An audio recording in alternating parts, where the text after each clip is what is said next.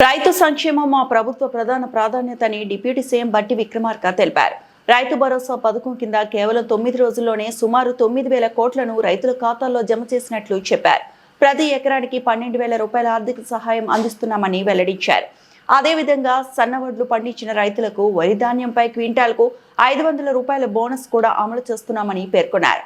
మొత్తం ప్రయోజనాలను పరిగణలోకి తీసుకుంటే ప్రతి రైతుకు ఎకరాకు దాదాపు 25,000 వరకు అదనపు ఆదాయం లభిస్తుందని తెలిపారు. రైతుల ఆదాయం పెంచడం, వారి జీవన స్థితిని మెరుగుపరచడం ప్రభుత్వ లక్ష్యమని స్పష్టం చేశారు. రైతు భరోసా అధ్యక్ష ఒకటేసారి 9 రోజుల్లో 9,000 కోట్ల రూపాయలు రైతుల అకౌంట్లో ఇచ్చినటువంటి చరిత్ర కూడా కాంగ్రెస్ ప్రభుత్వం ఉంది అధ్యక్ష.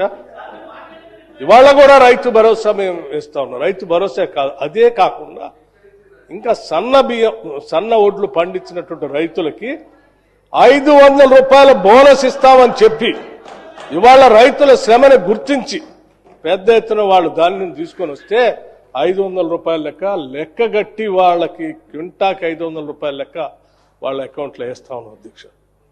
సరాసరి నేను మొన్న లెక్కేసాం అధ్యక్ష. ఒక్కొక్క ఎకరాన్ని రైతు పండిస్తే ధాన్యం పేరు మీద రైతు భరోసా కాకుండా రైతు భరోసా 12,000 లెక్కన ఎకరాకి 12,000 లెక్కన ఇచ్చేటువంటి డబ్బులు కాకుండా బోనస్ పేరు మీద మేము లెక్క కట్టేస్తా ఉంటే ఒక్కొక్క ఎకరాకి దాదాపు 25,000 రూపాయలు ఒక రైతుకి ఒక్కొక్క ఎకరానికి ఆదాయం వస్తా ఉంది అధ్యక్ష బోనస్ పేరు మీద. ఈ లెక్కలన్నీ ఉన్నాయి అధ్యక్ష. తప్పనిసరిగా మేము సమాధానం చెప్తూ కుటుంబ ప్రకారం ఒక్కొక్క కుటుంబానికి ఎన్ని లక్షలు సంవత్సరానికి ఎన్ని లక్షలు వారి అకౌంట్లోకి వేస్తా ఉన్నామో తప్పనిసరిగా వారికి సమాధానం చెప్పినప్పుడు నేను ఇస్తాను.